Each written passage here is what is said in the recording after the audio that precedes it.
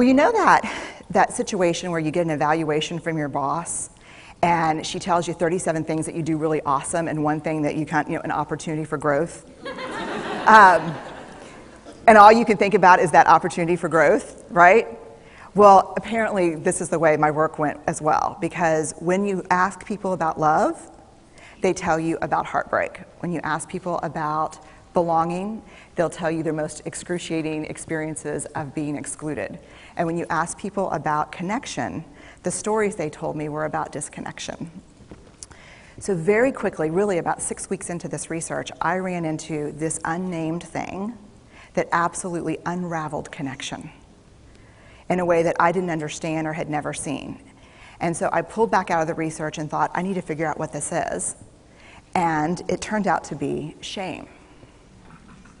And shame is really easily understood as the fear of disconnection.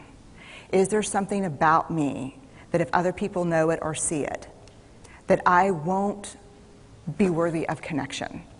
The things I can tell you about it, it's universal. We all have it. The only people who don't experience shame have no capacity for human empathy or connection. No one wants to talk about it, and the less you talk about it, the more you have it.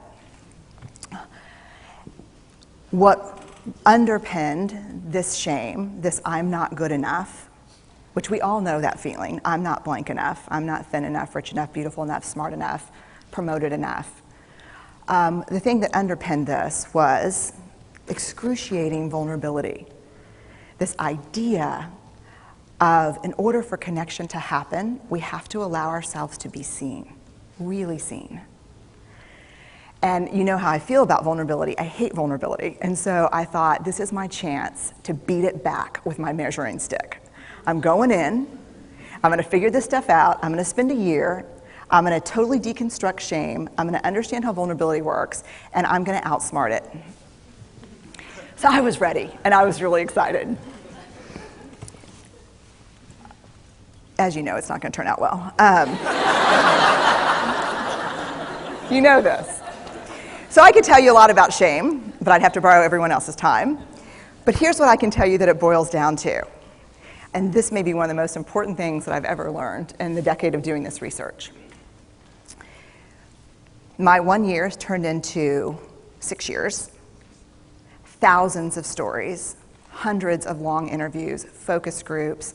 At one point, people were sending me journal pages and sending me their stories, thousands of pieces of data. And 6 years. And I kind of got a handle on it. I kind of understood this is what shame is, this is how it works.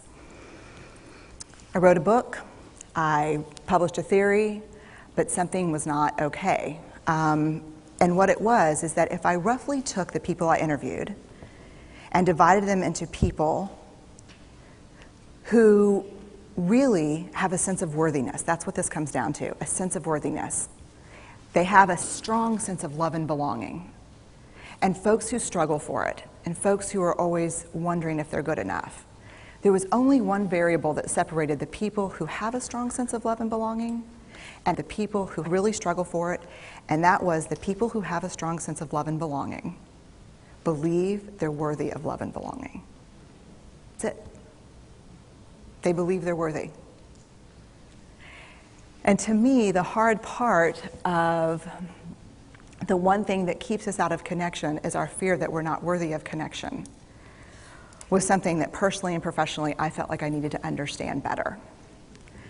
So what I did is I took all of the interviews where I saw worthiness, where I saw people living that way, and just looked at those. What do these people have in common? And I have a slight office supply addiction, but that's another talk. So I had a manila notebook, a manila folder, and I had a Sharpie, and I was like, what am I going to call this research? And the first words that came to my mind were wholehearted. These are kind of wholehearted people living from this deep sense of worthiness. So I wrote at the top of the manila folder, and I started looking at the data. In fact, I did it first in this in a 4-day, very intensive data analysis where I went back, pulled these interviews, pulled the stories, pulled the incidents. What's the theme? What's the pattern? My husband left town with the kids because I always go into this kind of Jackson Pollock crazy thing where I'm just like writing and going and kind of just in my researcher mode. And so here's what I found. What they had in common was a sense of courage. And I want to separate courage and bravery for you for a minute. Courage, the original definition of courage, when it first came into the English language, it's from the Latin word cur, meaning heart, and the original definition was to tell the story of who you are with your whole heart. And so these folks had, very simply, the courage to be imperfect. They had the compassion to be kind to themselves first and then to others, because as it turns out, we can't practice compassion with other people if we can't treat ourselves kindly. And the last was they had connection, and this was the hard part, as a result of authenticity. They were willing to let go of who they thought they should be in order to be who they were, which is, you have to absolutely do that for connection. The other thing that they had in common was this. They fully embraced vulnerability. They believed that what made them vulnerable made them beautiful. They didn't talk about vulnerability being comfortable, nor did they really talk about it being excruciating, as I had heard earlier in the shame interviewing. They just talked about it being necessary. They talked about the willingness to say, I love you first. The willingness to do something where there are no guarantees. The willingness to breathe through waiting for the doctor to call after your mammogram. The willing to invest in a relationship that may or may not work out. They thought this was fundamental. I personally thought it was betrayal. I could not believe I had pledged allegiance to research, where our job, the definition of research is to control and predict, to study phenomenon for the explicit reason to control and predict. And now my mission to control and predict had turned up the answer that the way to live is with vulnerability and to stop controlling and predicting. This led to a little breakdown, which actually looked more like this. And it did. It led to I call it a breakdown, my therapist calls it a spiritual awakening. Spiritual awakening sounds better than breakdown, but I assure you it was a breakdown. And I had to put my data away and go find a therapist. Let me tell you something. You know who you are when you call your friends and say, I think I need to see somebody. Do you have any recommendations? Because about 5 of my friends are like, woo, I wouldn't want to be your therapist. And I was like, what does that mean? And they're like, I'm just saying, don't bring your measuring stick. Okay. So I found a therapist.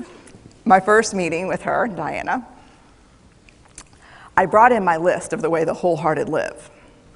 And I sat down, and she said, how are you? And I said, I'm great, I'm okay. And she said, what's going on? And I said, and this is a therapist who sees therapists, because we have to go to those because their BS meters are good. And so I said, here's the thing, I'm struggling. And she said, what's the struggle? And I said, well, I have a vulnerability issue, and I know that vulnerability is kind of the core of shame and fear and our struggle for worthiness, but it appears that it's also the birthplace of joy, of creativity, of belonging, of love, and I think I have a problem, and I need some help. And I said, but here's the thing, no family stuff, no childhood shit, I just need some strategies.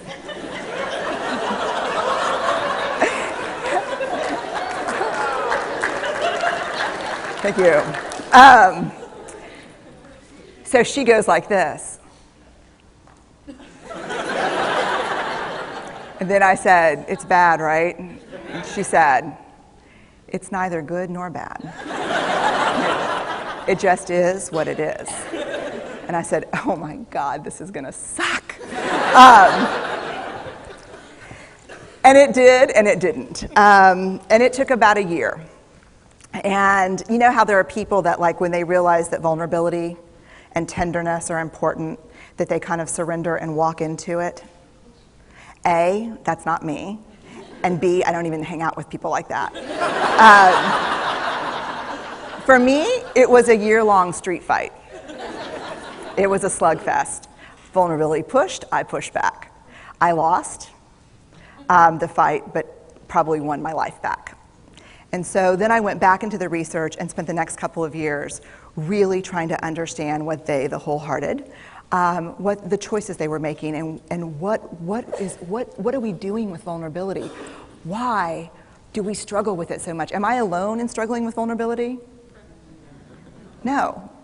So this is what I learned. We numb vulnerability. When we're waiting for the call, it was funny, I sent something out on Twitter and on Facebook that says, how would you define vulnerability? What makes you feel vulnerable? And within an hour and a half, I had 150 responses. Because I wanted to know, what's out there. Having to ask my husband for help because I'm sick and we're newly married. Initiating sex with my husband. Initiating sex with my wife. Being turned down. Asking someone out. Waiting for the doctor to call back.